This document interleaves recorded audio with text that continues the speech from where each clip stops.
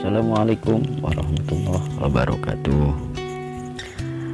Kali ini Abi Channel akan membawakan sebuah kisah, yaitu kisah Nabi Yunus. Nabi Yunus merupakan salah satu nabi yang diutus oleh Allah Subhanahu wa Ta'ala untuk mengajak penduduk Ninawa agar beriman. Ninawa merupakan daerah Mosul, Irak, yang pada masa itu penduduknya berpaling dari jalan Allah dan masih menyembah berhala. Pada suatu ketika, Nabi Yunus menemui penduduk Ninawa yang sedang melakukan ritual penyembahan berhala. Kedatangan Nabi Yunus ditolak oleh para penduduk, bahkan mereka mengolok-olok dan menghinanya, sehingga hal ini menyebabkan Nabi Yunus marah dan meninggalkan mereka. Untuk memberitahukan kepada kaumnya bahwa Allah akan memberikan azab saat meninggalkan kampung Ninawa, Nabi Yunus sudah tidak mengharapkan keimanan para penduduknya. Beliau pergi dengan perasaan penuh amarah dan kecewa dengan kaumnya. Setelah penduduk mengetahui bahwa Nabi Yunus telah pergi, maka azab benar-benar diturunkan oleh Allah Subhanahu wa Ta'ala. Para penduduk sadar bahwa azab ini datangnya dari Allah Subhanahu wa Ta'ala. Maka sejak itu mereka memutuskan untuk bertobat kepada Allah. Ketika azab datang, Allah melihat adanya kejujuran tobat dilakukan oleh kaum wanita, laki-laki, dan anak-anak yang berdoa menyebut nama Allah. Mereka berdoa kepada Allah karena takut akan azab yang telah menimpanya, sehingga Allah menghentikan azab tersebut sebagaimana yang termaktub di dalam salah satu Al-Quran berikut ini. Dan mengapa tidak ada penduduk suatu kota yang beriman, lalu imannya itu bermanfaat kepada selain kaum Yunus?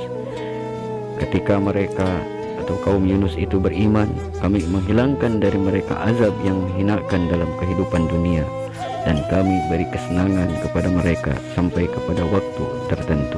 Quran Surat Yunus ayat 98. Melihat peristiwa azab yang menimpa penduduk Ninawa, Nabi Yunus tetap meninggalkan kampung tersebut, padahal Allah belum mengizinkan beliau untuk pergi meninggalkan para kaumnya. Namun Nabi Yunus sudah terlanjur marah kepada kaumnya. Setelah itu Nabi Yunus pergi ke tepi laut dan menaiki sebuah kapal. Tiba-tiba kapal yang ditaiki beliau oleng terombang-ambing karena dahsyatnya ombak. Untuk mengatasi kapal yang oleng ini, para penumpang memutuskan untuk mengurangi barang-barang bawaan dan melemparkannya ke laut. Barang-barang yang dilemparkan ke laut tak cukup untuk menampung beban, sehingga para penumpang membuat kesepakatan agar jumlah orang yang menumpang juga dikurangi, dan salah satu harus melemparkan diri ke laut. Kemudian para penumpang kapal memutuskan untuk membuat undian. Hal ini disepakati bahwa siapa saja yang dikeluarkan namanya maka harus bersedia melemparkan diri ke laut. Setelah dilakukan undian, maka Nabi Yunus yang keluar. Para penumpang tak enak hati apabila harus melihat Nabi Yunus yang harus melemparkan diri ke laut.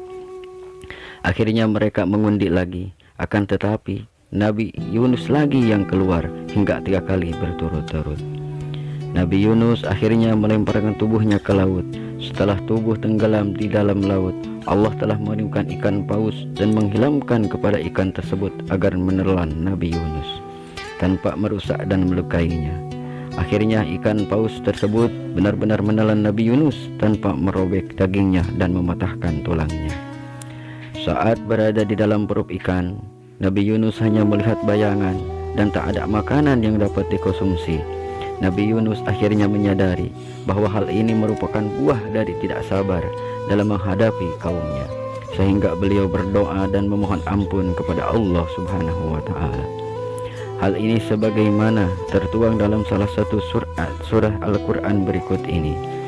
Dan ingatlah kisah Yunus ketika ia pergi dalam keadaan marah, lalu ia mengira bahwa kami tidak akan mempersempitnya atau menyulitkannya. Maka ia menyeru dalam keadaan yang sangat gelap bahwa tidak ada Tuhan yang berhak disembah selain kamu. Maha suci engkau, sesungguhnya aku termasuk orang-orang yang zalim. Maka kami telah memperkenankan doanya dan menyelamatkannya daripada kedukaan. Dan demikianlah kami selamatkan orang-orang yang beriman. Quran Surat Al-Anbiya ayat 87-88. Assalamualaikum warahmatullahi wabarakatuh.